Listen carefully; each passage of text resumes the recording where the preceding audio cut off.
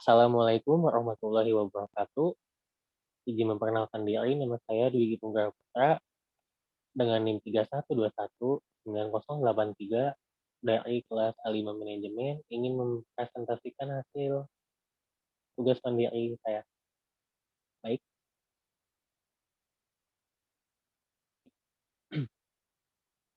latar belakang manajemen mutu. Masalah manajemen itu akan selalu ada bila perusahaan masih menjalankan manajemen manajemen pengendalian mutu yang baik.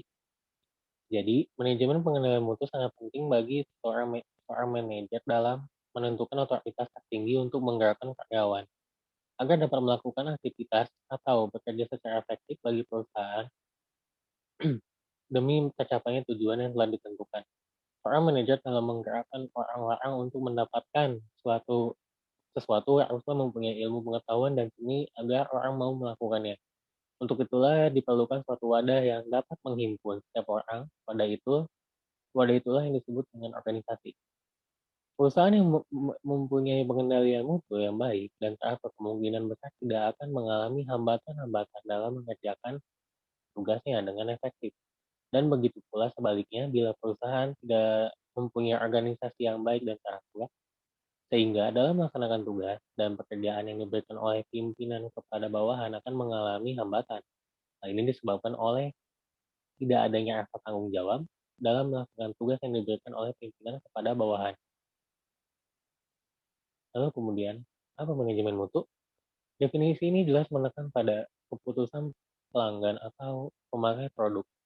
Dalam suatu proyek gedung, pelanggan dapat berarti pemberi tugas, penyewa gedung, atau masyarakat pemakaian misalnya. Dari segi desain, kepuasan dapat diukur dari segi estetika, pemenuhan fungsi, keawetan bahan, keamanan, dan ketepatan waktu. Sedangkan dari segi pelaksanaan, ada ukurannya adalah kerapihan penyelesaian, integritas sesuai gambar dan spesifikasi, pelaksanaan, tepat waktunya penyerahan dan biaya serta bebas cacat. Kemudian, manajemen mutu adalah aspek-aspek dari fungsi manajemen keseluruhan yang menetapkan dan menjalankan kebijakan mutu suatu perusahaan atau organisasi dalam rangka mencukupkan kebutuhan pelanggan dan ketepatan waktu dengan anggaran yang hemat dan ekonomis. Seorang manajer proyek harus memasukkan dan mengadakan pelatihan manajemen kualitas. Hal-hal yang menyangkut kualitas yang dimaksud di atas adalah yang pertama, produk, pelayanan, proses pelaksanaan, lalu proses manajemen proyek itu sendiri. Lalu cara penggunaan manajemen mutu. Yang pertama, inspeksi. Inspeksi merupakan alat untuk mengukur kegiatan proses konstruksi untuk memeriksa apakah standar spesifikasi sudah dicapai. Kemudian, quality control. Pengendalian mutu atau quality control adalah teknik dan aktivitas operasi yang digunakan agar mutu tertentu yang dikehendaki dapat dicapai. Aktivitasnya mencakup monitoring, mengeliminir problem yang diketahui, mengurangi penyimpangan atau perubahan yang tidak perlu, serta usaha-usaha untuk mencapai efektivitas ekonomi. Kemudian, sistem manajemen mutu.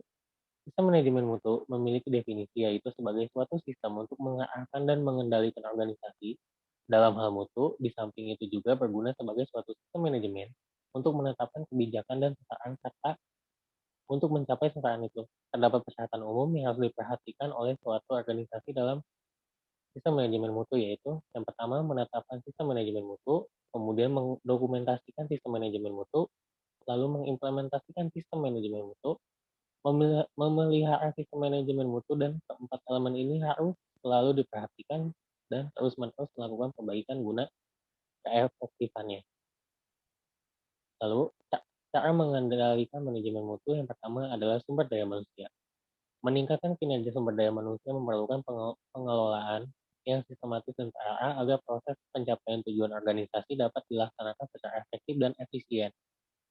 Manajemen sumber daya alam merupakan sumber daya manusia. Manajemen sumber daya manusia merupakan suatu pengakuan terhadap pentingnya unsur manusia sebagai sumber daya yang cukup potensial dan sangat menentukan dalam suatu organisasi, dan perlu terus dikembangkan sehingga mampu memberikan kontribusi yang maksimal bagi organisasi maupun bagi pengembangan dirinya.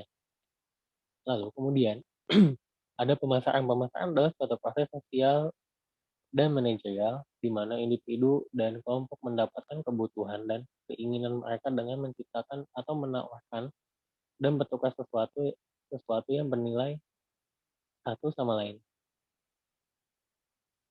Kemudian konsep pemasaran. Yang pertama ada kebutuhan, keinginan, dan permintaan. Ada perbedaan antara kebutuhan, keinginan, dan permintaan. Kebutuhan manusia adalah keadaan di mana manusia merasa tidak memiliki kepuasan dasar.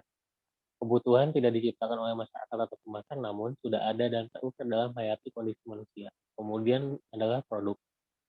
Produk adalah sesuatu yang dapat ditawarkan untuk memenuhi kebutuhan atau keinginan pelanggan. Pentingnya suatu produk fisik bukan terletak pada kepelikannya, tetapi pada jasa yang dapat diberikannya.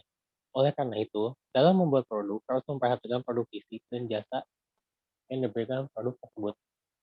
Lalu kemudian ada nilai, biaya, dan kepuasan.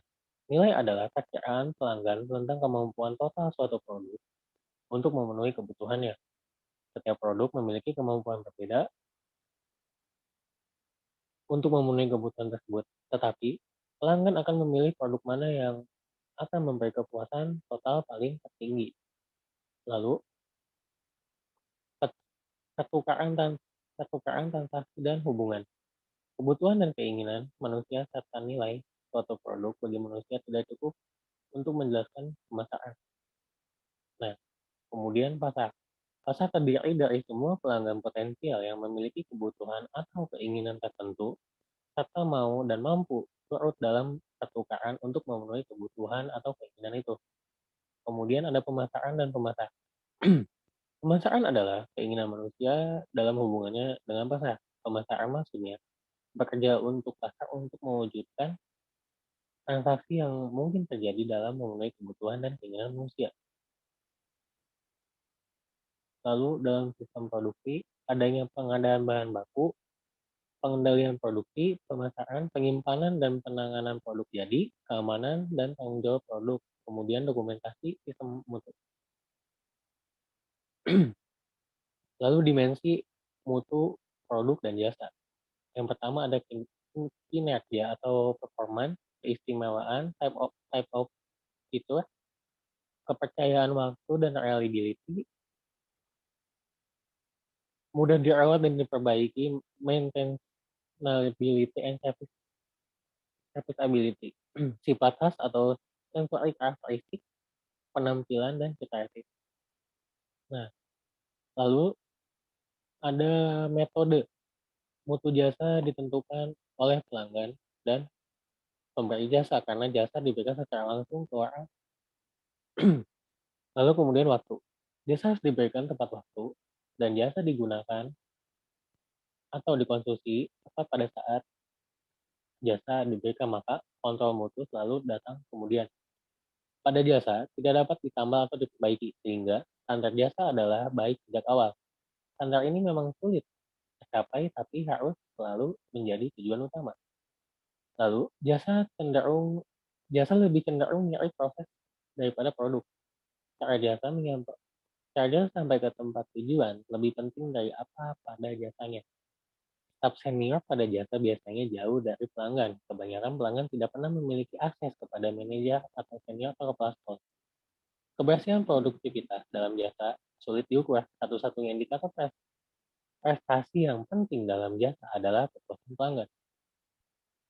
Terima kasih.